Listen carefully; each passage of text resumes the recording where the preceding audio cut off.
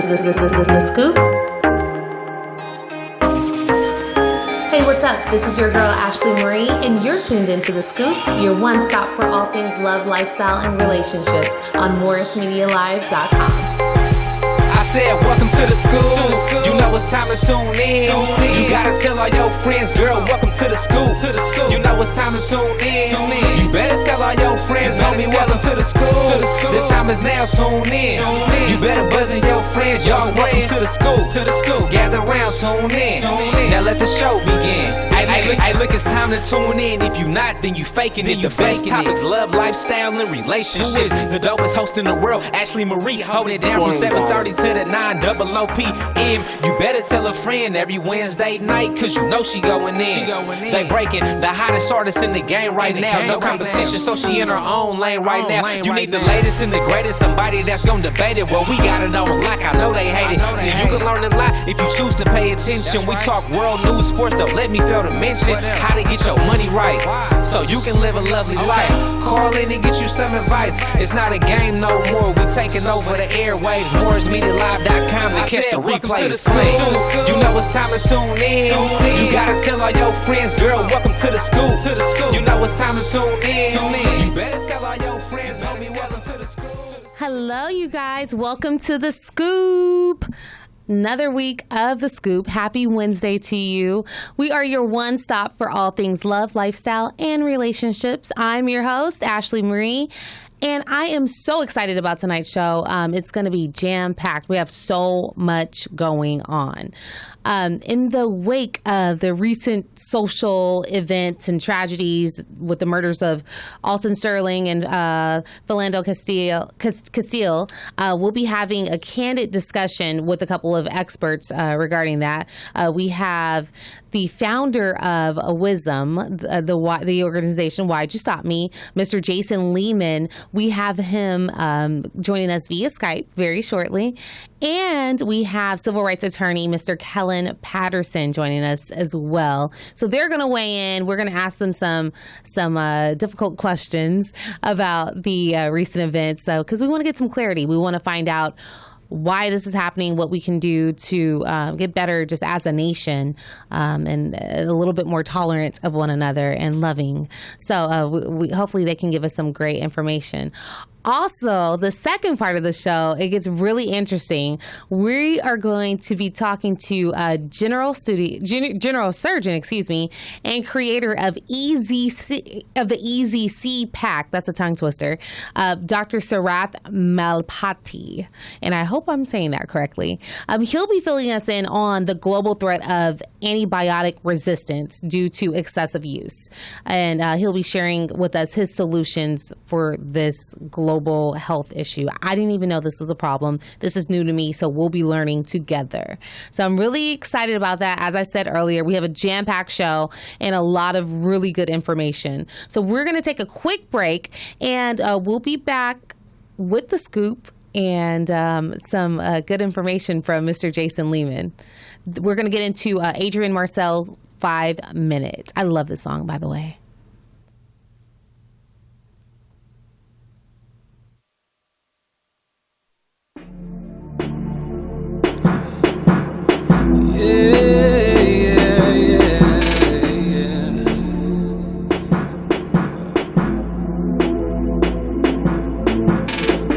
I'm on my way to the east side, bumping too short, doing 85. I'm on my way to your spot, girl, you're getting ready for me. Give me about 5 minutes. I'ma have a one and I'ma marry a nigga. Give me about 5 minutes. She ain't gonna never wanna leave a nigga. I'ma make her scream my name, baby. She gon' want me, I'ma give it to you, baby.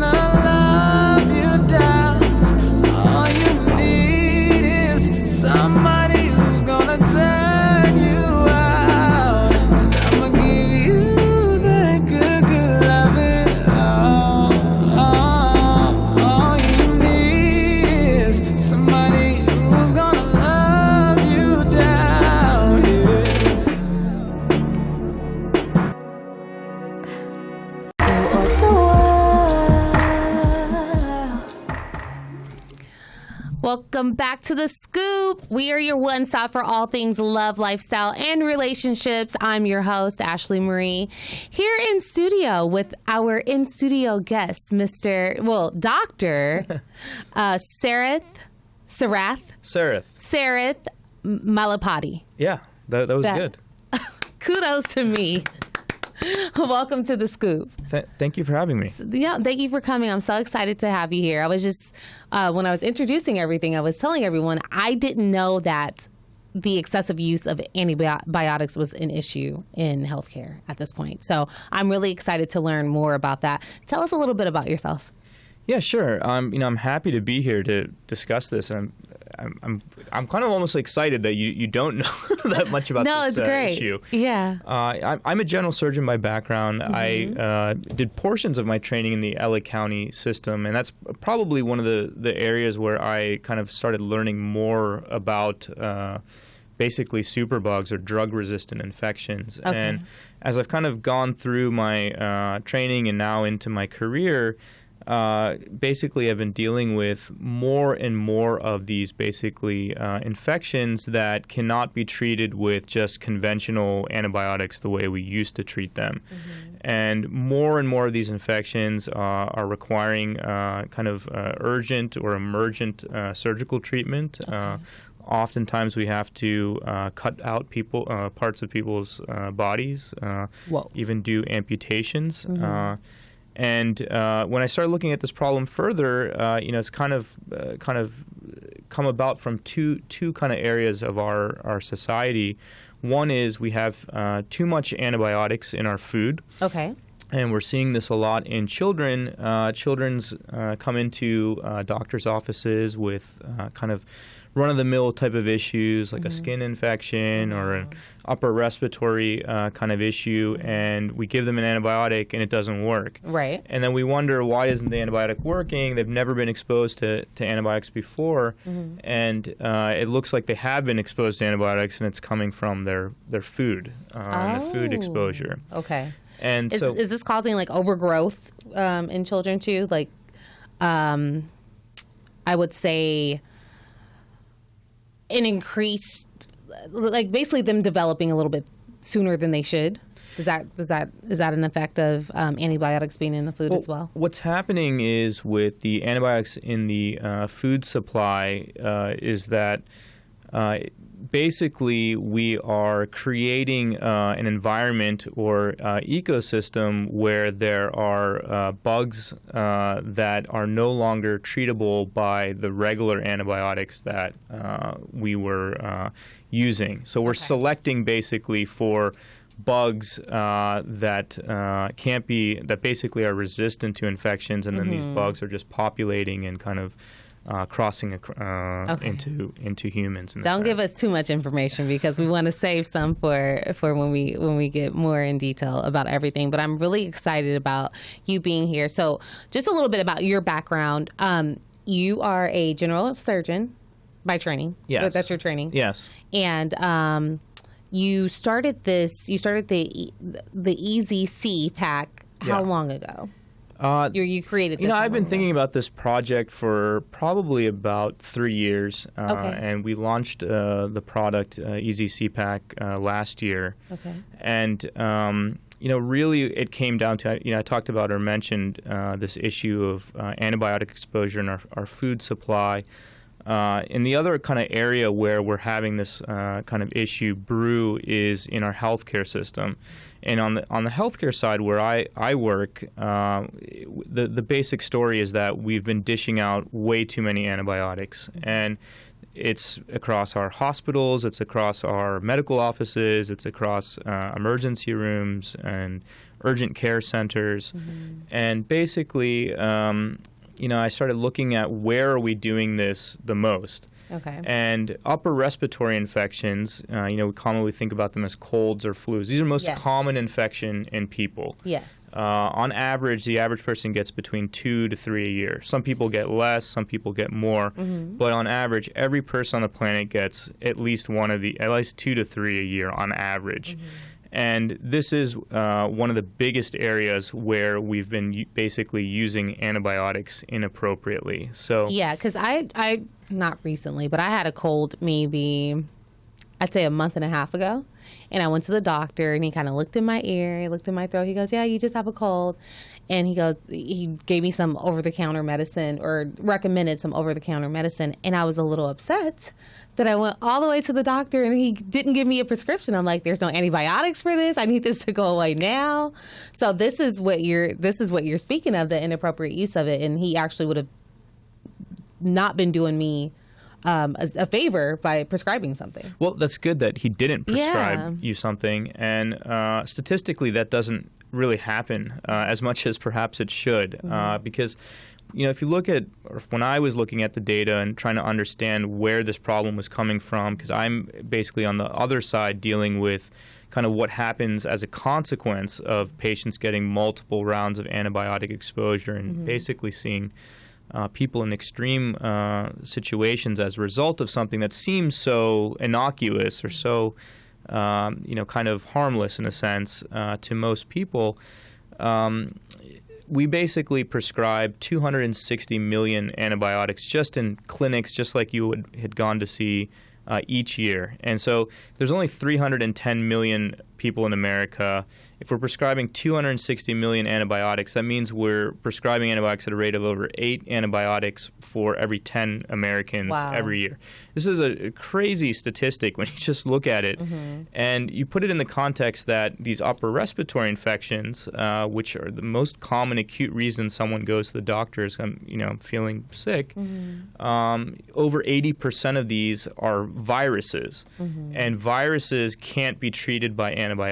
Yet we're writing antibiotics at a rate of over 8 antibiotics for every 10 patients in the country. Right, so it's not adding up. It's actually the exact opposite. It's the opposite, yeah. So is there, and I didn't want to get this in detailed about it, but now that we're kind of talking about it, is there a way that, like, if I go see you, is there a way for the doctor or for you to decide if, or figure out or test if my cold or my upper respiratory infection, is it due to bacteria or is it due to a virus? Yeah, that's a great question. So we do currently have one test on the market for strep throat specifically, and it's called the rapid strep test. And sometimes, you may come into an office and, I have a sore throat, and you may find that they'll swab your throat. And they'll do a test and see if you have strep throat.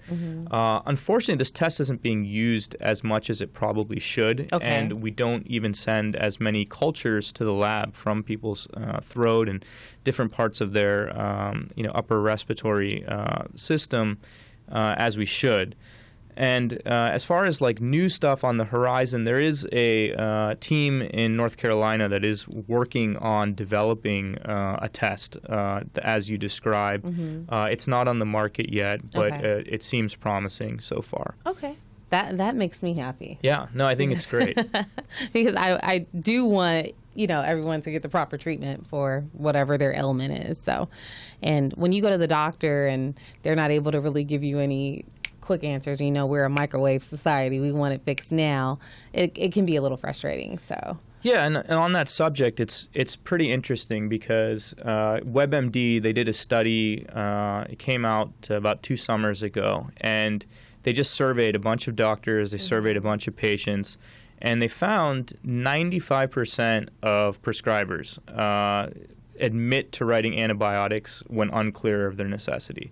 That's 95%. That's a staggering statistic to think about. 95% of doctors are admitting in a confidential survey that I write antibiotics when unclear of their necessity. Now, some doctors write antibiotics just to kind of, for a lack of better. To placate. To kind of calm the patient down. Like, okay, I'm going to give you this just to make you feel better. And mentally. Yeah, and I think that we're seeing kind of this part of the problem with these kind of increased drug resistance as a result of this kind of bad practice. And when you ask these doctors, well, there's 95% of you are admitting to this practice, and 95, basically only 5% are saying that I've never done this before.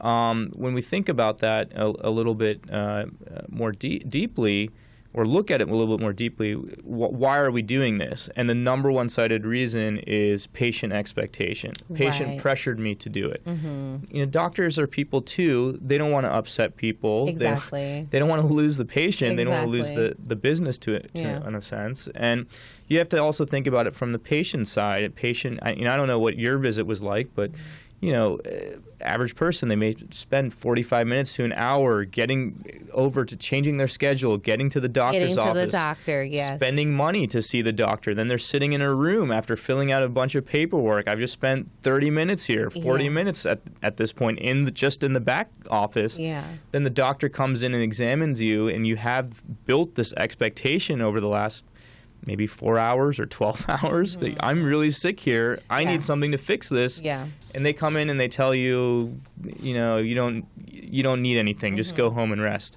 And it is very unsatisfying for the patient. And it's also obviously unsatisfying for the physician. And that's what's kind of fueling this problem of doling out prescription drugs and antibiotics that patients don't need. It's the pressure. And admitting privately, I knew they didn't need it. Yes. And I did it anyway. Yeah.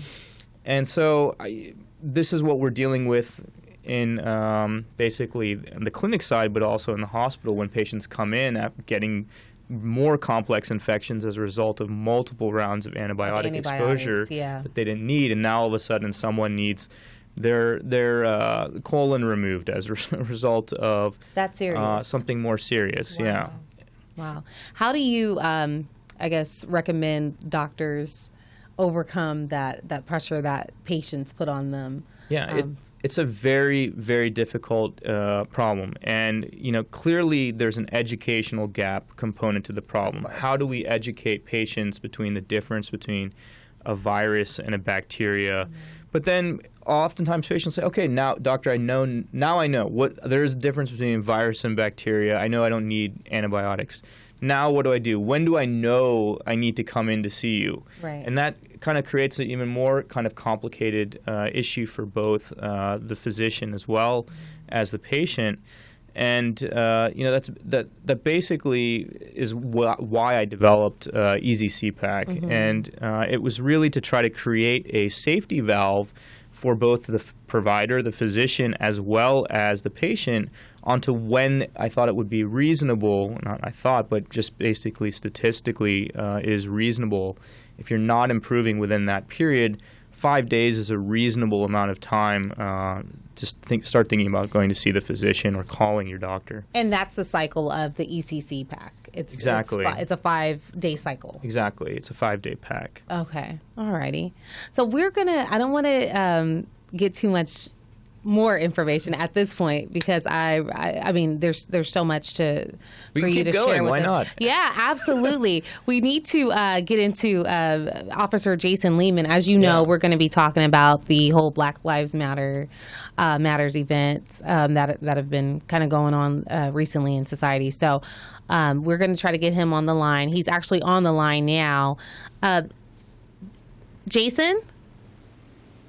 Yes. Hi there. Welcome to the Scoop. How are you? I'm doing well. Thank you so much for joining us. We appreciate it. No worries. Can you see me? Yes. We could. Yes. I'm being told yes. Okay, because I can't see you guys, but we'll figure it out. No, you're not going to be able to see us. If you log on to morrismedialive.com, got it. Okay. you'll be able to see us.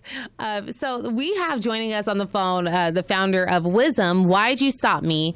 They're an organization that's they're working diligently, too, to help bridge the gap between police and citizens. Joining us is Jason Lehman. So again, thank you so very much and welcome to the Scoop. No worries. I'm proud to be here. All right. And you're actually joining us you're from Southern California, but you're joining us from Salinas, California at this present moment.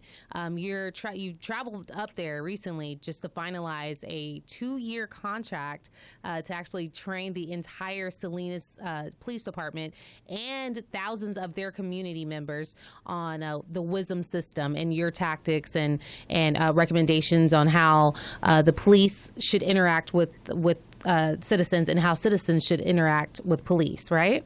Yes. So congratulations on finalizing that. That's Thank awesome. you very much. That is awesome. So tell us a little bit about. Can you tell us a little bit about what what you just signed up for? That's a good question, and it's interesting you asked that. I can tell you everything about our organization. We're a fully transparent organization that was created a number of years. Did we lose him? Did we? Oh, the connection with Jason. If you can hear us, okay, Jason. Yes. Okay, repeat what you just said. Sorry. Can you hear me now? Yes. Okay. I walked into a high school classroom about 4 years ago, and I realized through speaking to these students that we had a shared struggle with power and with fear during a police community contact. Okay. And at that time, in understanding that shared struggle, I realized that if we can share two things, why can't we share a million things? Correct. And that sharing is going to occur through education. So what I did was I started a nonprofit 2 years ago, and this nonprofit has 6 different programs. And the basis behind our programs is the fact that we want to work on an equation that makes sense to both sides of a police community contact in order to affect two-way communication that's safe. So that equation is E plus R equals O. Event plus reaction equals outcome.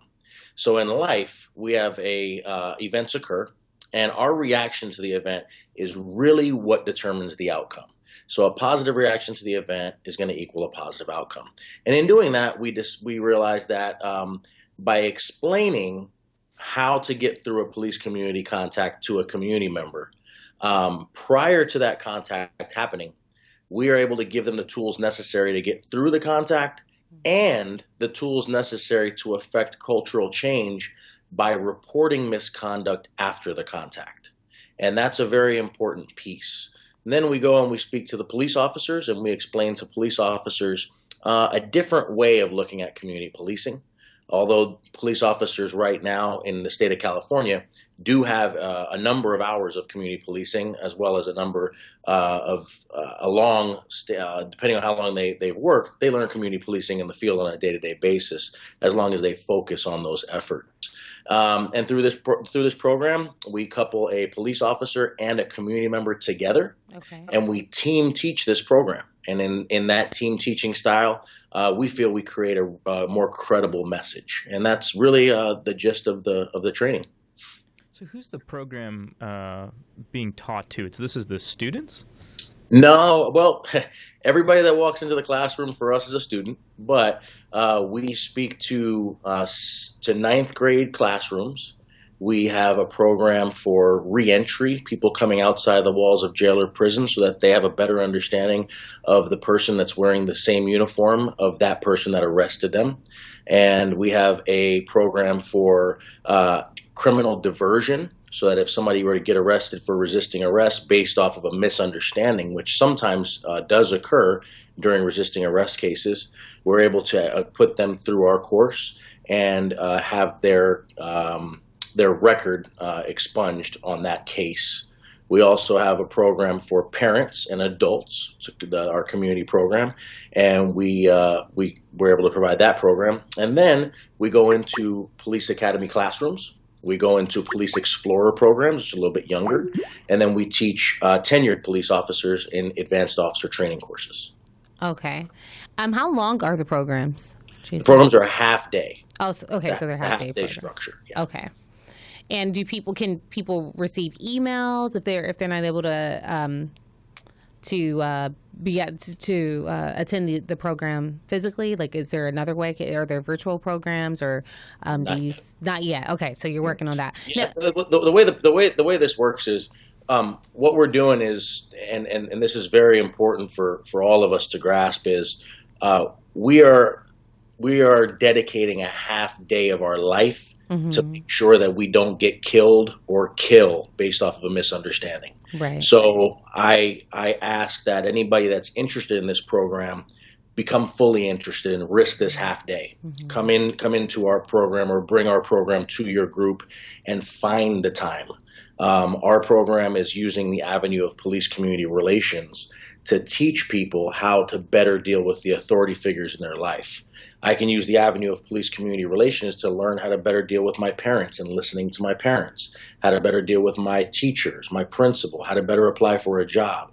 Because what we're doing is we are empowering people to just give up the power necessary to get through that authority contact, but still, that empowerment is still there. It's not a scared straight program. It's not a do as I say program. What we do throughout the program is we're scenario driven. So we get our community members and our participants up, whether they be police officers or community members, and we put them through a series of scenario based activities, and we go through what a search is like, why police officers might squeeze your fingers during a search, which oftentimes people think that is a form of abuse, harassment, that kind of stuff. But it's just so that you can't separate your knuckles. That's all it is. So is Salinas the first place that you're deploying this program, or has it been deployed in other communities? 20 cities. So it's already been done in 20 cities. Not to this effect. Not on a 2-year level.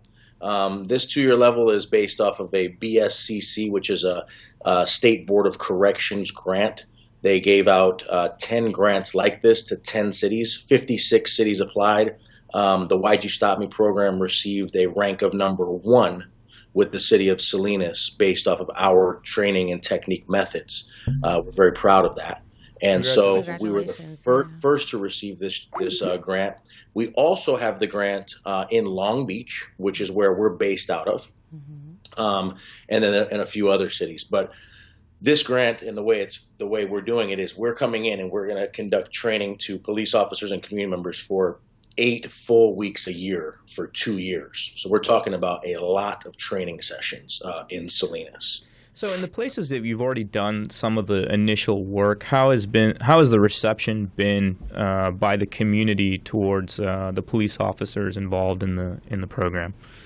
So the community really embraces the program, and I am a community member. I came from the community, and what we sometimes forget when we look at police officers in this this RoboCop looking suit is that person came from a community and they applied to be a cop and then they became a cop. And sometimes their appearance has changed just because they put a badge on, right? Other times they choose to change their appearance, but we're all community members. And so when we come up and speak, we speak not in police jargon, not in any type of tone, but we really work to get on the level of the group that we're speaking to, because knowing your audience is so important. Absolutely. And as we do that, we bring a community member, and that community member, the community members we use, have lived a life where growing up they didn't really know very much about the police, and for the most part, they were told negative things about the police. They were raised not to trust the police, and they like talking about that more than I do, right? So just a question about that. So if I'm in 9th grade in a public school in Salinas, I'm required to participate in this program? Your parent would sign a permission form to allow you to go through the program. But I have a question for you. Yeah. Is that a question because you think that certain people wouldn't want to participate? Yeah, I mean, I got into my share of trouble as a kid. I wouldn't say anything, fortunately, too violent or dangerous. But as a parent myself, if I have a good kid, why would I want to send my kid to this program? Do you want me to answer that? Yeah, absolutely. Okay. Yeah. What the program does is the program just explains the way police-community relations go. Like I said, there's nothing scared straight about it. So it gives you more information about how the police operate. I mean, you're telling me about squeezing fingers and things like that. I mean, to me, that scares me as a child. I'm in 9th grade. I'm 13, 14 years old. No. Hold on. In what's called a standing mod. See, and this is why the half-day structure has to exist, because it takes time to explain these things. But in a standing modified search, you put your hands behind your head, and when a person gets searched, their fingers are squeezed a little bit so they can't separate them.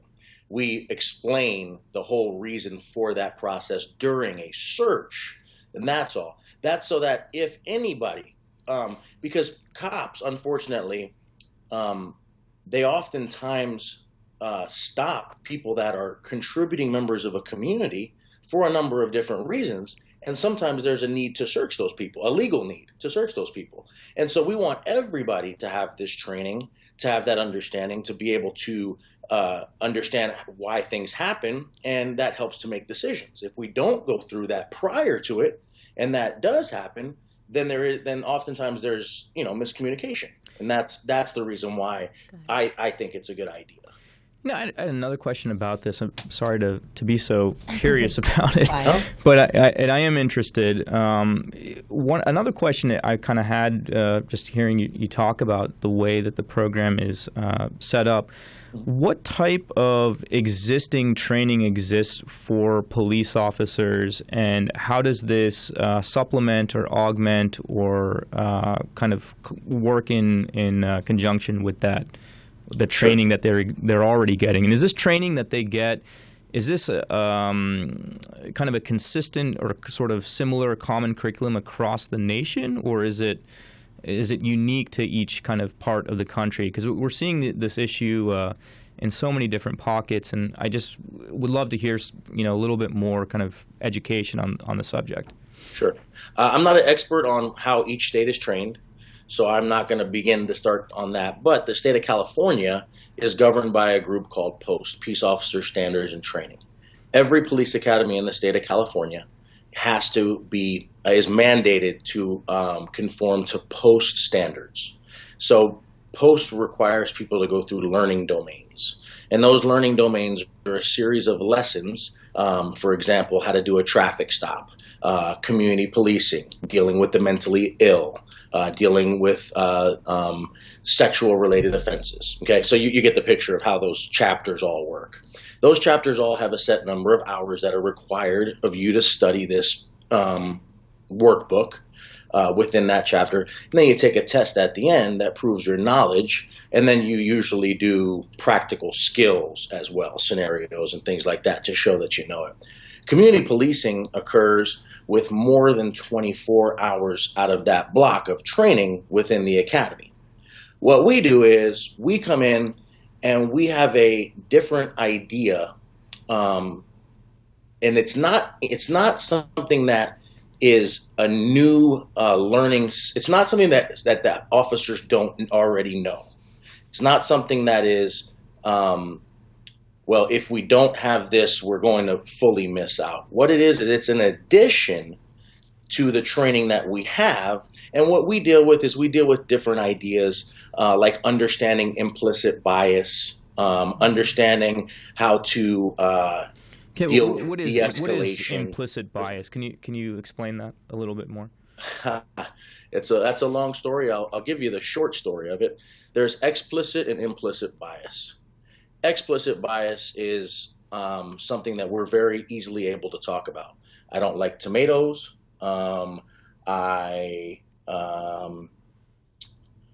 don't like wearing a certain type of shoe, whatever. I'm able to easily talk to you. As a point, I don't like people of a certain ethnicity or race or something of that sort. That's an explicit bias that's relevant in this particular situation. Is that an explicit bias? That could be explicit or implicit. Okay. Implicit bias is something that's based off of our life experiences, and oftentimes we don't realize we have the bias. That's implicit bias. So you're saying it's like basically subconscious or unconscious bias is what you're describing as implicit bias? To an extent. What we're doing, it's inside of us, and we don't typically speak about it because we have to consciously make an effort not to act on that type of bias. So, Jason, okay? are there evaluations that officers, just from your professional experience, that officers go through prior to employment and prior to becoming, prior to being sworn in? To, I guess, check for these biases, to see where they are as far as their social understanding of different racial groups? Are there any kind of evaluations that they go through? I don't know about the social understanding of different racial groups, but if you are policing in the correct way, your implicit bias should not affect your job. So that's the training that we're able to explain to learn. It doesn't matter what biases you have when you receive this training, because you're told to leave those biases at the door, and you're told of techniques on how to do that, right? Because we all have biases. Yeah, I mean, it seems pretty difficult for me to, anyone, even highly intelligent people, to necessarily leave those biases at the door. It seems like a difficult thing to achieve. Well, I mean, if a police officer I don't know exactly how to explain it. It's just these are long conversations. That's why these half-day training sessions really help out. And I would love it for you guys to come, and then you can come on back and explain what's going on and see what it's all about. Because really, that's what we're trying to do. Is we're trying to go through different educational systems. That's why I will go to any training that other community members say, hey, we have this training we want you to go check out, and I choose to go, because I want to learn as much as I possibly can. I was in San Francisco doing training myself. I'm constantly seeking training because it's very important to be able to have that training, and to be able to explain the training in a short amount of time is sometimes hard to do. I can explain my own training, right, because of my expertise in it, but to explain the other trainings are a little bit harder. If you guys understand what I'm saying. Okay. So are there we do go through psychological evaluations. Okay, that was my next question. We do go through psychological evaluations. They're very, very lengthy and very in-depth in the city of Long Beach. Now, does it happen across the country? I don't have expertise in that. I can only assume that it would, but I don't like doing that assumption stuff. That's prior to them being sworn in, or is that both? Prior to them being sworn in and throughout their tenure? Prior to them being sworn in and throughout their tenure. And for the most part, when it comes to the throughout their tenure stuff, if something it becomes a traumatic situation, pulling a dead baby out of a dumpster, right? That's a cop's job. Getting shot at, having to take somebody's life. When those things occur, and they're very sad, when those unfortunate acts occur, a psychologist then comes back and evaluates that officer prior to them going back into the field. And there's a certain amount of time that you're required to take off in between those serious and traumatic instances. Yeah, I'm a general surgeon. I work in some pretty bad neighborhoods throughout California. I worked in South Los Angeles. I worked in East Los Angeles. I worked in Stockton up north, where you're sort of in the same zone, culturally at least, where you're speaking to us from. And, I just see these situations, and they just seem like there needs to be a larger kind of thinking about how we choose or select the people we put in these kind of law enforcement situations. I mean, that's just kind of my observation as to what I see in the hospital and what I see kind of in the community. Could you speak to some of this type of concern? And one thing I think a lot of people think about in this, we've just had a lot of new coverage on O.J. Simpson and the People versus O.J. is this pretty much, in my opinion, explicit and implicit racist cop, Mark Furman, and I don't understand as someone, as a member of the city of Los Angeles, how someone like that could be on the force. Could you speak to how these people end up in these positions and kind of the process by which we decide how their employment is continued? No. I see. I have an educational system. That system has benefited the city of Long Beach, which is where we started our studies, and it's something that if we put somebody through that system, we have a pre-survey, a post-survey, and then we look at use of force cases, and we've been able to reduce the number of uses of force based off our educational system. I don't study that stuff, and I wouldn't ask you to tell me how to pull a tooth out of somebody's mouth if you're a surgeon. Yeah, right? I'm not a dentist, but so. Yeah. So I'm not. I work for a municipality, and I don't do the hiring. I don't have any part of that. I'm not a psychologist that deals with police officers. I mean, it seems to me like your program would benefit people of that kind of ilk the most. And if we could identify or do a better job of identifying people in those type of situations with that type of background or behavioral kind of patterns, these are the people that we need to kind of work in collaboration with, or to figure out how we can do a better job. Okay, so Jason? Yes. Are you still there? Okay, thank you. Just kind of, I wanted to touch on the Alton Sterling and the Philando Castile situation that happened. So after the recent shootings, there's been a lot of tension, obviously, between police and citizens, as well as different race groups around the country. How can we, in your opinion, begin to open up and have positive dialogue about race relations and attempt to kind of gain more tolerance and understanding of one another? Because that's what it seems like is lacking as well. There's a lack of tolerance on the police side, that maybe they don't understand. Maybe they're fearful of certain race groups. The citizens are obviously increasingly more fearful at this point. What can happen post Alton Sterling, post Philando Castile? What can we do? I think pre or post, today, tomorrow, next year, next month, we have to increase educational systems. We have to increase educational systems on both sides. And it's absolutely, please don't take it any disrespectful way at all, but it's the fact that we don't want to allow our children to go to an educational system that in my mind is one of the reasons why we meet resistance on both sides, police and the community, during these contacts. We should want to educate, and I'm not talking about, when I said squeezing fingers, I'm not talking about breaking a kid's fingers, right? We should want to be able to go to those educational systems that are created, that are in place, that are positive, and say, hey, here you go. And what our goal is, we have a ton of goals, but what our goal is when it comes to race, is in inner city communities where we're dealing with in my area, for example, in Long Beach, there's a lot of blacks and Hispanics and other races in the inner city. Okay, we want to try. I can't see you. What ethnicity are you, or race group? I'm a white guy. Okay. You guys can't see me, huh? No, I can't see you. All right. Yeah, I'm a white guy. I'm actually the only white guy in our organization. So Interesting. Yeah.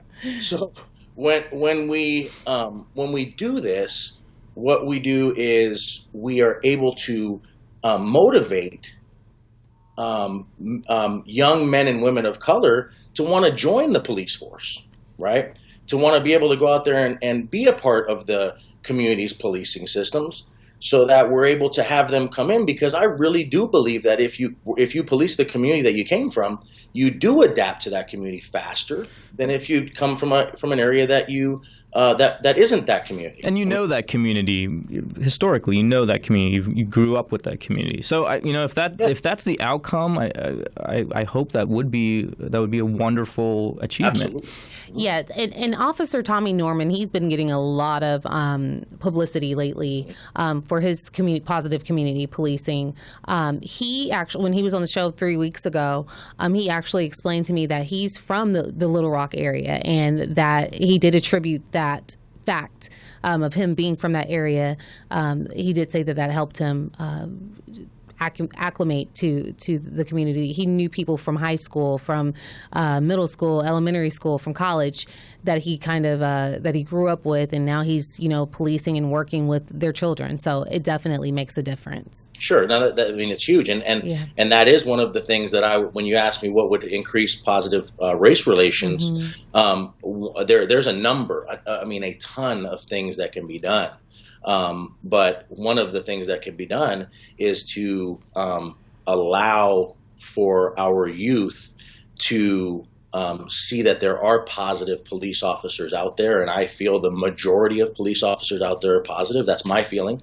And so we give them the tools necessary to understand what police are all about, and give them the idea that we'll give them the decision that they can make on whether or not they want to become police officers. Yeah. And I think what we're hearing across the country is, and I don't want to generalize, but what I've heard from a couple of parents recently of boys and men of color is, I have to have a talk with my children so that they don't get killed by the police. And I think that every parent should have a talk with their children on how to listen to the police and cooperate with the police of all races. And I think that every parent should want their children to go into positive educational systems of any sort. And that's what we're able to do, is we're able to provide this positive educational system. The last thing I want to do is speak on something I don't have expertise on, because that leads to more misunderstanding and less effective communication. So that's why I'm not able to answer some of your questions. Right. And just one other question on the fear factor that people are kind of experiencing as it relates to police officers. One of the doctors that worked on the injured police officers in Dallas, he's an African American man, and he expressed his regret for the situation and everything that happened, and his regret for not being able to save some of the police officers that unfortunately died during that protesting event. But he expressed that even him being a man of his of his level of accomplishment, he is fearful of the police. He is, he lives with that daily. He's always lived with that, him being a black man. Is there anything, and just to his defense, he also says that when he's out with his young daughter and his young son, and there's an officer in his presence. If he's getting ice cream, if he's having lunch, he'll treat the officer to ice cream. He'll treat the officer to lunch just to show his kids that they should have a positive outlook towards police. But he's still fearful for their safety and for his safety. What can be done to kind of break this stigma? Because people are legitimately scared, and it's all people of from all walks of life. Is there anything that we can kind of do to break this? Well, go ahead. I got you. And I've said it numerous times, and I'm not here to sell my program. Yeah. Educational systems like this, where we pair a police officer and a community member. Mm-hmm. Rodney Coulter's our community member. Spent 29 years of his life in prison, arrested 39 times, beaten by the police as a young black man, walked in, watched his mother and sister get shot and killed in a takeover drug deal robbery gone bad. First question the police asked him 35 years ago, is your mother a drug dealer? He hated the police.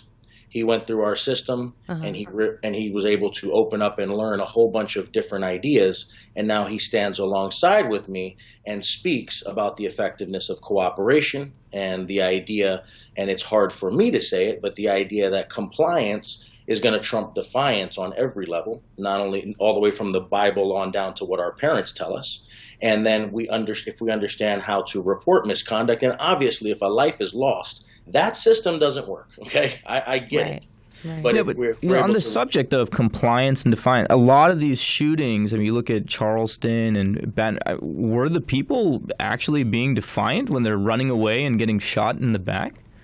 No, that cop is hopefully going to get sentenced to the death penalty times 10. I don't know, but we have 800,000 law enforcement officers. We need to fix the small minority. Right. Yeah. But we have a very positive majority of them, and we need to continue to embrace the positive while identifying who the negative are. Yeah. Right. Okay. We have to teach how to report misconduct so that if that officer had messed up prior to that, we were able to identify that person and either retrain or fire that person. Right.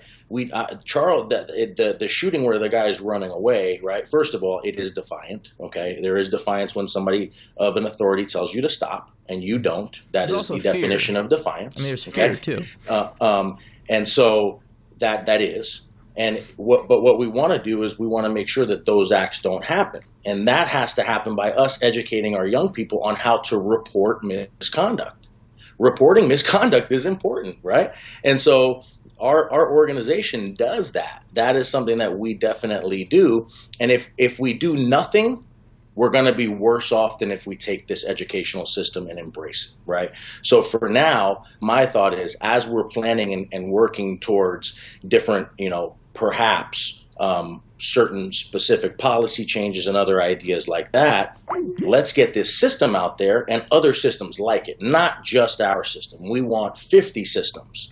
50 ideas, all working towards positive police-community relations, if that makes sense. Okay. Yeah, I want to mention one. It's something I didn't mention about me. I almost forgot. I used to actually be a night doctor for the LAPD. So I used to sleep by the LAPD station downtown. So whenever they would have some, basically minor injuries, and never, serious. If you actually get shot, you end up you go to the emergency room. But at night. Few nights a week here and there, I would sleep over by the police station, handle their minor injuries, basically. But I also had a question for you. What is your opinion, or if you had to, a community asked your expert opinion, what is your opinion on these kind of this technology that we have available now with cameras and things like that? It seems like we have divided opinions on the subject. I kind of wanted to know what your thought was, and is this a good thing? Is it a bad thing? Is it somewhere in the middle? I missed it. I lost you for about 30 seconds. Okay. Rephrase that question. I'm sitting. It was basically about body cameras. There's kind of a lot of discussion. Greatest thing in the world. Absolutely. 1,000%. Mm-hmm. Okay. So you're 1,050%. 1,050 million percent. So you're team transparency. You're all for that. Oh, 1,000,000%. What is the argument against it? Could you explain? What I know you're for it, but what is the argument against it? If you could just kind of explain, or if you have a feel for that. I mean, I only know a few of the ideas of the argument against it, but the argument against it is when do you turn it on and off? As a police officer, are you going to catch me in the bathroom going number 2? Am I going to get fired because I didn't turn it on at a specific time? Am I going to get in trouble because I messed up with some way, shape, or form? It fell off. There's all these different ideas of what I'm going to do with this new piece of equipment. I see. Right? So you have to turn it on before the interaction. That's the. Well, there's a lot to body cams. A lot. There's different systems. Sometimes when you turn on your light bar, the body cam will turn on. Sometimes you can turn it on yourself. There's different policies behind body cameras on when you can turn them on and when you can turn them off. Different things like that. You don't want to keep a body cam on while you're talking to an 11-year-old rape victim. There's different pieces to this body camera and how it works. There is a ton of thinking behind how this body camera works. And not only that, there's a huge financial knock to the community. Millions and millions and millions of dollars that the community is going to have to dish out for the storage of the body camera footage. So also something that is a negative. So just those things are out there, and I'm not an expert on it. So I can't go in and delve into the specifics. But those are kind of some of the generalized ideas plus a lot more. All right, Jason. Well, thank you so much for your time. Thank you. How can people find out about Wisdom? Like, where can they go? They can follow us on Instagram or Facebook at Team Wisdom, Okay. TEAMWYSM. They can go to our website, wisdom.org, www.wysm, like why'd you stop me.org, or they can email us at info@wisdom.org. And we're here, and we are excited to be able to help and do our part and in increasing positive police-community relations and shedding a positive light on both sides. Perfect. Thank you so much for your time, Jason. Thank you, good luck guys. with the And program. good luck with everything in Salinas. Yeah. Thank you. Good luck to you Congratulations guys. again. Thanks. Thank you. All right, bye. Bye. Well, that was informative. Yeah, no, it's interesting. I don't know. What do you think? I mean, I think the program is great. I think nothing is perfect. Obviously, as they grow, as time passes, they'll make some adjustments and find out what works, what doesn't work. But I think it's a great program. And like I was saying earlier, we interviewed Officer Tommy Norman in North Little Rock, and he's making huge waves there nationally now because of his positive policing. He goes out into the community, he hangs out with the kids, he takes the elderly their coffee, he takes them to the post office. He literally has a relationship with the community, and people trust him. And after their interaction with him, they now trust the police in general. So yeah, no, I think it's important. You know, one thing he said that I think is true, and kind of one of the unfortunate things is that I would say that he is accurate in that the vast majority of law enforcement people are good people trying to do the right thing. And it's just unfortunate that we have these just horrific incidents that occur as a result of kind of minority factions within the community. And I'm all for. I wish there was a way for these officers throughout their employment to go through maybe monthly psychological evaluations, just to make sure they're still on point, make sure they're still all there, and to kind of tone down them being desensitized, because I think that's an issue as well. Desensitization. I think one other problem is that if you see something over and over and over again, how do you break the mental stereotype or kind of the prejudgment when you walk into a new situation? Yeah, I think that's a huge problem. I think it is too, and I think that's part of why we're seeing a lot of what we've been seeing the past couple weeks and the previous incidents that have happened. We're just really quick. We're going to get into. We're going to talk to civil rights attorney Kellan Patterson. Awesome. So you might like this. Kellan, are you on the line? Yes, I am. Hi, Kellan. Hi, Kellan. Welcome. Thank you for having me. All right. So I don't know if you were listening, but we just got off the phone with police officer and founder of Wisdom Why Did You Stop Me, Jason Lehman, and he was explaining to us about his program and some of the wonderful things that they're doing and efforts that they're making to kind of bridge the gap between the community and the police.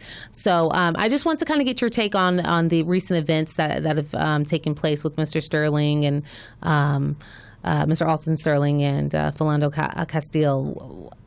It seems like, specifically in the Sterling case, he was actually complying with officers, but he was still killed, unfortunately.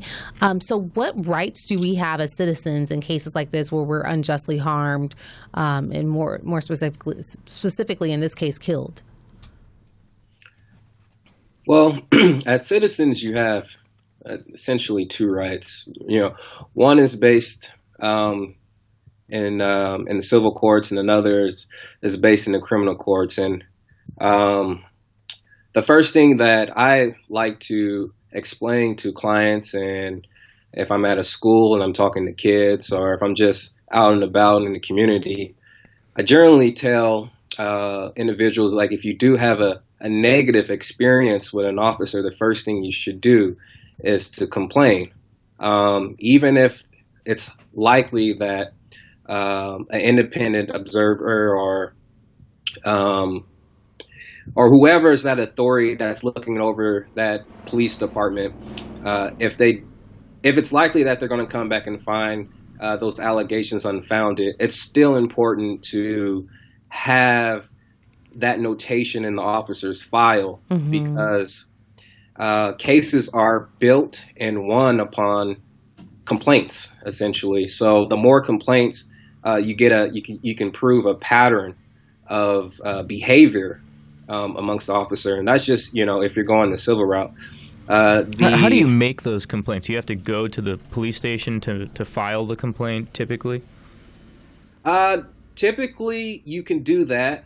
Most people do. You can mail them in. In the state of California, at least, the officer should have a complaint form that they can give to you, and they have a mailing address on those complaint forms, and you can mail them in as well. Or some departments, they have the websites, a web page at least, where you can go and and complain or present a complaint to that agency, the requisite agency. Additionally, most, if not all, departments in California, they also have a phone line that you can call in order to complain about the police officers. And what information should I gather? Say I had a negative interaction with a police officer. What information should I take from the police officer to properly have the information necessary to file the complaint? The first thing you should do is get a badge number and the department. So there's only one person in that department with a badge number. So if you can, note it in your phone. Hopefully your phone is in your hand already, or just write it down, or just jot it in memory. Normally it's a 4-digit, so it can be easy to remember. Also, you want to make sure you get the right department. So there's a lot of agencies out there. There can be a sheriff's department, city police department, CHP, and there's other agencies as well. But those are normally the main 3 that people come in contact with. The next thing you should do is just do your best to recall the facts in great detail. What you were doing prior to the contact, how the contact initiated. So, for instance, a lot of incidents occur getting pulled over in a vehicle. Now, if you watch Cops, you normally see officers ask for your license and registration. That's kind of the first thing that they say. And, it's not textbook that they have to go that route. But if you do get a statement that's kind of off base, that's something good to note, because it kind of can show that officer is, kind of doing things, unprofessionally. So, for instance, if the first thing that comes out of his mouth is if anybody's in here on probation or parole, I got that many of times. Getting pulled over by police officers in the Bay Area and Oakland, California. So, but yeah, so things like that. How the contact initiated. What did officer do? What was his behavior during that contact? Was he, verbally abusive? Things like that. That you should notate and present that in a complaint. Now, additionally, there's a lot of organizations out there.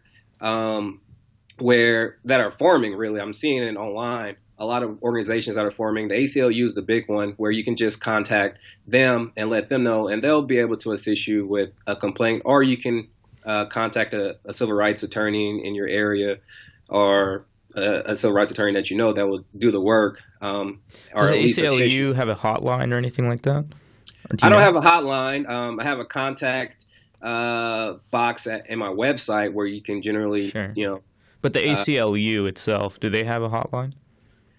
Yeah, I don't know their hotline off the back of my head like that. But yeah, they do have a hotline, and I believe they have an app now where you can record you can record things and forward it to them. Wow. I saw that. I don't know if it's true or not. I didn't check, so I could be reaching a little bit. But I think they do have an app. But they definitely have a hotline, and ACU is a huge organization, so it won't be extremely hard to find their number if you Google ACLU in your LA, or ACLU Oakland, or ACLU Sacramento. They have a lot of offices in definitely all the major cities in California, and also the nation. So, Kellan, really quick, because we're running out of time. I don't want to rush you, but we have another segment to get into. But okay. So with a lot of the police misconduct that we're seeing now, it seems like, and that we've seen previously, it seems like police are getting away with murder, literally. Literally. And what can be, like, what do you think is going to be the outcome of, let's say, the 2 most recent events? Like, how do you feel like these are any different? Like, what needs to happen to make sure that they're held accountable for their behavior? Because there's a lack of accountability. There's a lot of covering up that's happened. Do you think anything's going to be different in these 2 cases? To be honest with you, I don't think anything is going to be different in these 2 cases. maybe in the Castile case, but in the Sterling case, it's kind of the run of the mill. I'm afraid of my life. He did have a weapon on him. There was a little struggle. And the thing about criminal prosecution and against police officers is that you have to prove malice intent for, second degree and first degree murder. But the fact that the officer was pointing the gun at his chest prior to him really moving at all, that wouldn't be considered malicious intent? Well, that's Castile case. No, that's Sterling. He pointed the two officers had him on the ground.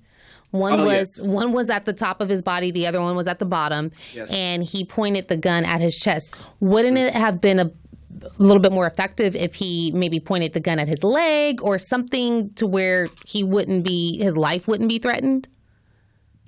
The thing is with the criminal prosecution, I'm not trying to defend. I'm just I'm answering the question of Is there anything likely outcome that's likely to be different? And my answer is no.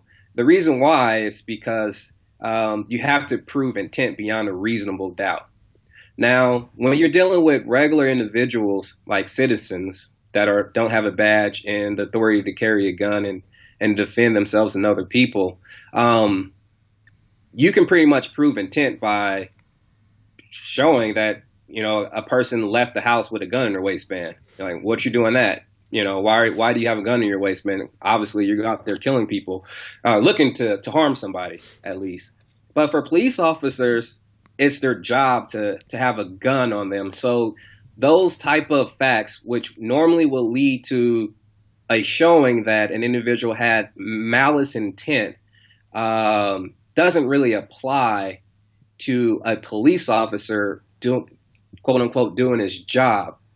And so you see a lot of times when officers are convicted, for instance, the Mercilessly and Oscar Grant case, is that they are convicted on manslaughter charges where you can find that the officer acted recklessly or in gross negligence. It's essentially the same thing. And so for the Sterling case in Baton Rouge, Louisiana, the prosecutor would have to essentially bring a case and say beyond a reasonable doubt that those two officers acted so recklessly, and there's essentially no reasonable officer would have done the same thing. And that's a hard thing to prove beyond a reasonable doubt. Well, you really worry what may potentially happen if there is no repercussions or consequences, or the community feels like justice has not been served. Do you have any comments on that? Yes, I do. I mean, I can go for a while on that issue by itself. The people, they control, the lawmakers, and the lawmakers essentially can control the statutes in which the judges interpret and lawyers bicker about or try to advocate one way or the other. And so the best way for the citizens to really have an impact in how police are being prosecuted is to encourage, or at least demand, demand that their lawmakers, the people who represent them, that they pass laws and legislation that can give the oversight that the people want over the police department or police conduct. So that's what really needs to happen, because right now the judges and the police department and the police officials, when it comes to ill conduct or whatever, the laws is skewed for their benefit. Yeah, there definitely needs to be like a change in the accountability structure within the police department. Like it's almost like they are not held accountable at all. So unfortunately, there definitely needs to be a change in that. So. Are there any leading edge voices on that side, on the leadership side? I mean, we know how Obama feels about things, right? And my personal hope after his kind of term ends that he kind of takes this issue to a larger national discussion where he can speak perhaps a little bit more openly. Do we know if there's anyone out there on that kind of the political side of things that is kind of saying what we're hearing from Kellan? No, it would be political suicide if someone would raise that flag. Mainly because ever since the 1980s and the Ronald Reagan era, well, I guess it really started in the Nixon era, was that, if you are against the police, you're then soft on crime. Or if you want more oversight of the police, you're a soft on crime. And it's essentially code word or code statement for, if you are against the policing, minority communities, then, you're not with us, the real America, quote unquote. So it's very hard for politicians to really raise that banner, because you're going to get casted as soft on crime, and that you want people in the streets run amok. You want to take the power out of the police hand, and they can't do their job adequately and to keep law-abiding citizens safe. Okay, and did you have a question? Well, I just wanted to make a point on that. I've read these stories in our local Los Angeles area about local politicians who have kind of gone up against, police or fire departments, and they've been strong-armed. You can't do this. And threats and things of this nature, just in little things too, like I'm going to grab your mail and knock on your door and here's your mail, and just weird stuff like that. So I understand where you're coming from, and I think your comments really do make a lot of sense, and something that I think we need to have a more open dialogue as a community, society. And really quick, Kellan, what I know you said that the Sterling case, you didn't really see that going in the direction that we would all like to see it go in, or most of us would like to see it go in. What's your prediction with the Philando Castile? The Castile case is much closer. The reason why I say that is because there was no struggle. There wasn't anything that will off top would show that the police needed to take out their weapon and to fire it. The only facts that we have so far is that a man was legally carrying a firearm, and that fact alone, I guess, and along with following the police officer's directions, led to his death.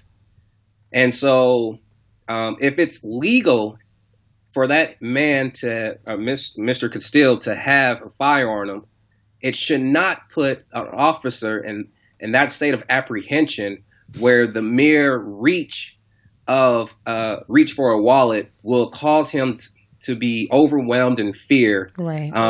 And to pretty much unload his weapon in a car, one with women, and one of those ladies was a minor at that, and for that weapon to continually be pointed at him as he essentially faded away.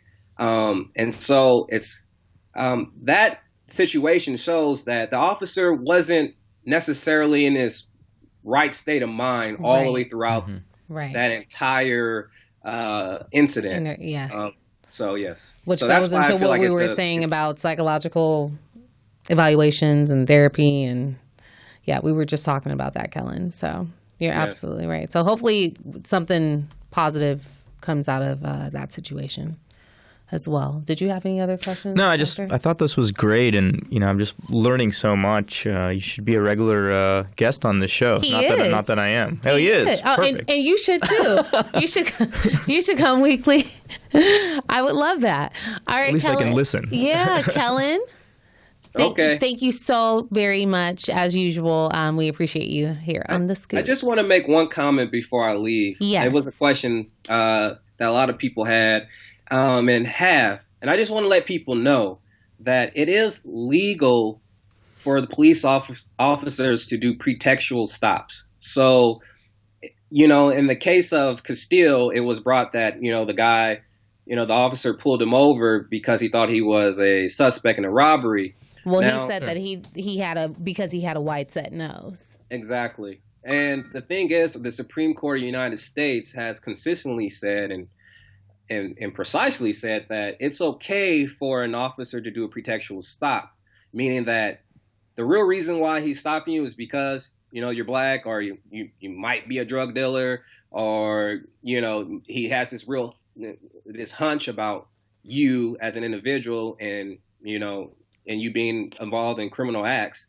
But as long as he can find, or that officer can find, some issue to pull you over, then it's okay. So I just think viewers need to understand, if you get pulled over, because of the smallest little thing, it is legal, and as at this moment, and this is something that citizens should be up in uproar about, that your Supreme Court has allowed this to go on. And so that's why we still have all these incidents where police are getting away with, prejudice, implementation of the criminal justice system, essentially. Just quick follow-up question to that. So I get into a situation. Am I allowed to pull out my cell phone camera and videotape the entire interaction while they're talking to me? It is legal in California to videotape and record your police, your interaction with the police.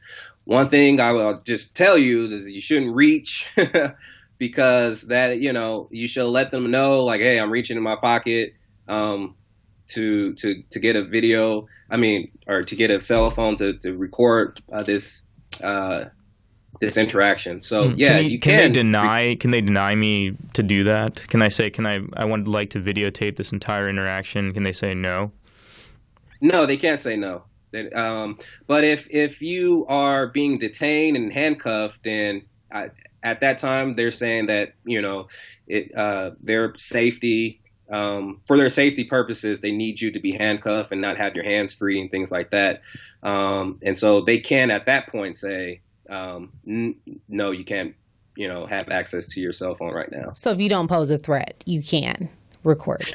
Yeah. So Okay. if they don't detain you and don't put you in, if they don't, you can be detained without being in handcuffs. But if they don't have you in handcuffs, then it's likely that they don't feel you as a threat in that situation, a threat to their safety in that situation. And so you should be able to pull out your cell phone and record. Fascinating. All righty.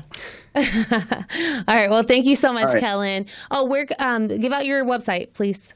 Oh, it's www.kellanpatterson.com. So KELLAN Patterson.com. You can find me there, and reach out to me, and I'll love to have a conversation with anybody about this topic or any other topic, really. All right. Thanks so much, Kellan. Thank you. We'll talk to you next time. Okay. Thank you for having me. All right. Thanks so much. Bye. All right. Bye.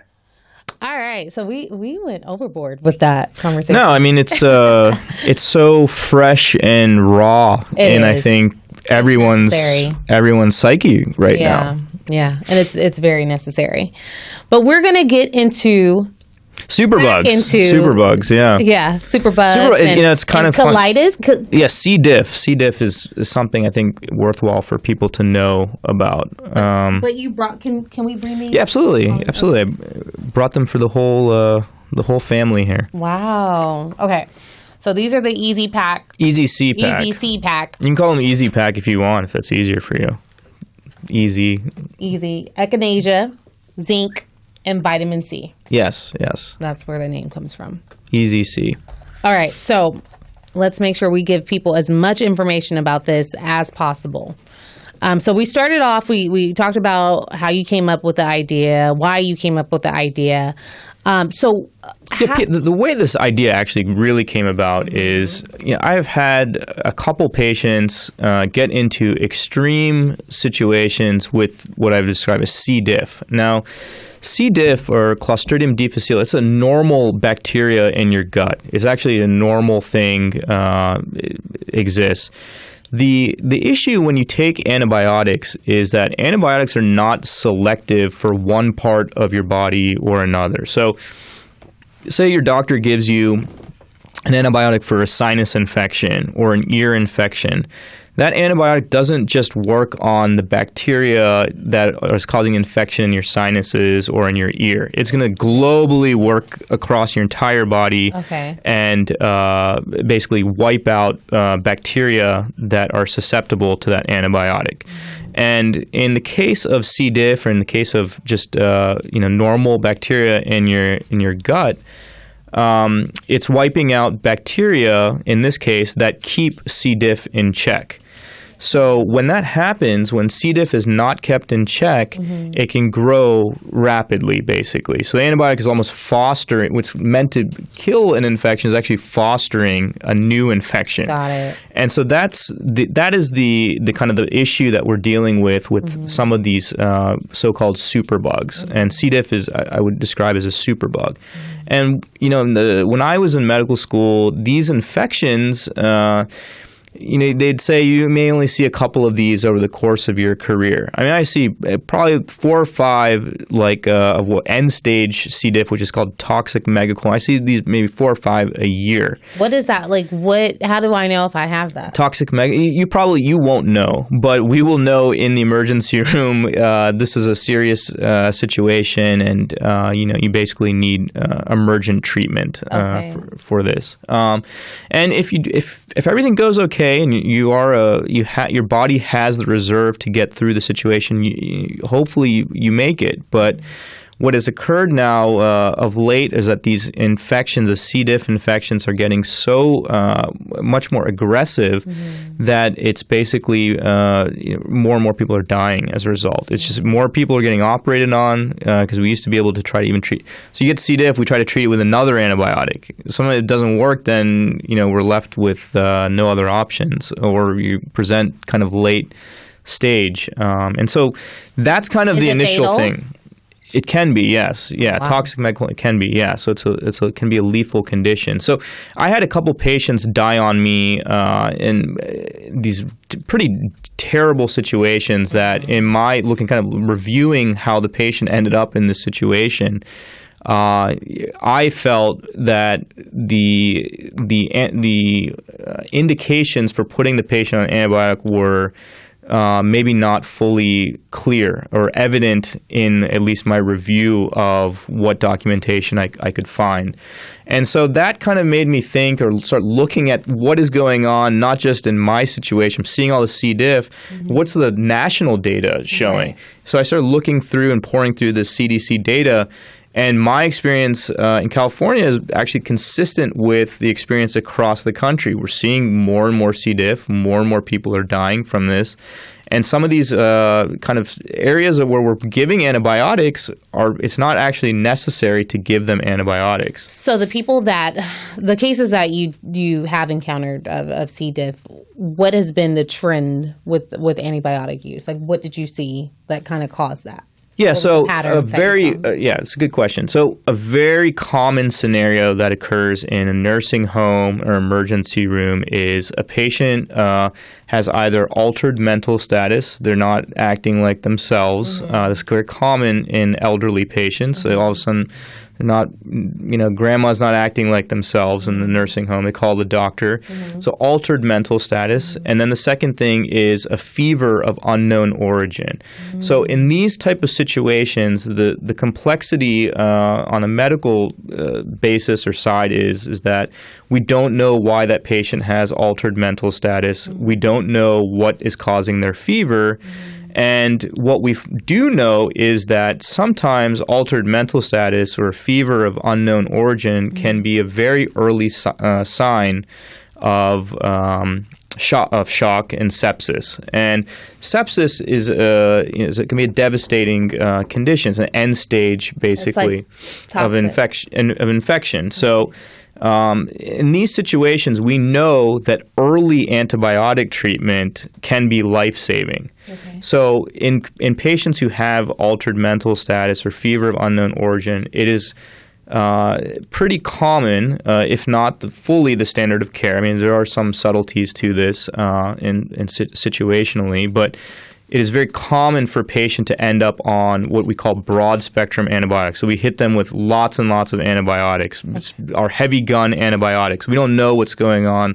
Let's just give them a ton of antibiotics while we're getting a bunch of lab tests run, doing a bunch of tests to figure out exactly what's going on. So in this situation, patient comes in the emergency room, they've altered or fever, they start a bunch of antibiotics, they're running a bunch of tests. Maybe all the tests don't really come in, but we can't just leave them in the emergency room. They end up in the hospital. Those antibiotics are still running for, maybe they've gone 3 or 4 courses now before we figured out what's going on. In the meantime, we may or may not be treating whatever is causing this actual issue while we're trying to figure out the actual diagnosis or problem. In the meantime, we've basically wiped out a lot of normal bacteria, and now all of a sudden C. diff is kind of taking its course. So this is a common scenario that I see, is that basically a patient came in for one reason, all of a sudden their belly's enlarged and they're even worse. Now all of a sudden, they've got a new thing.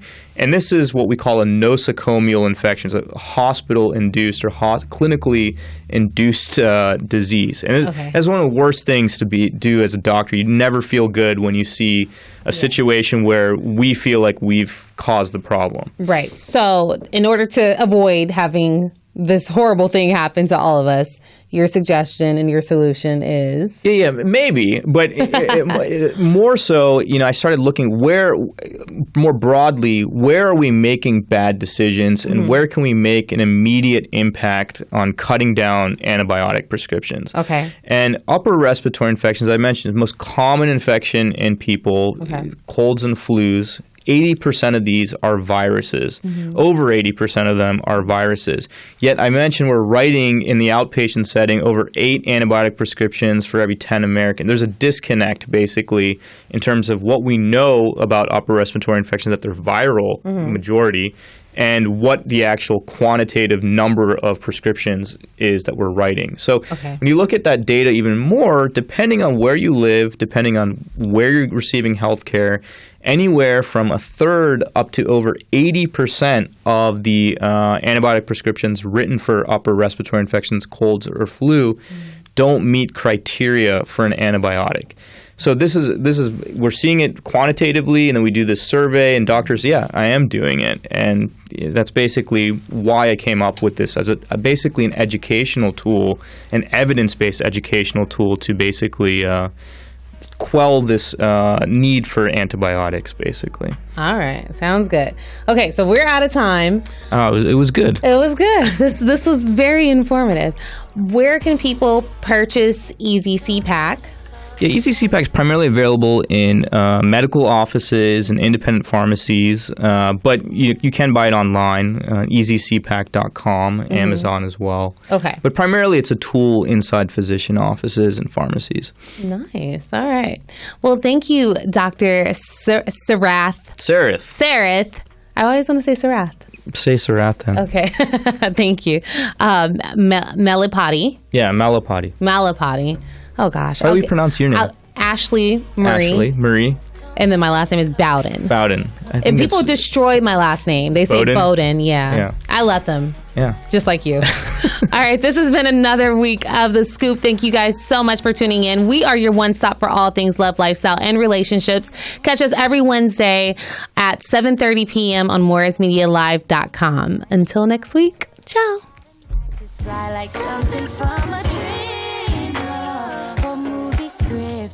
When you kiss her lips, she feels something.